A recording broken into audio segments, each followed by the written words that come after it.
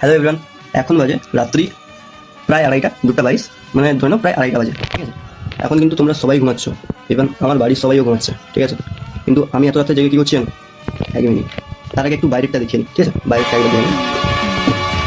1 minute, আমি যদি বাইরেরটা দেখানোর চেষ্টা করি, এই যে এটা বর্তমান আমার বাইরের পরিবেশ, ঠিক আছে। আমার বাড়ির বাইরে, আমার জানলাটার বাইরে।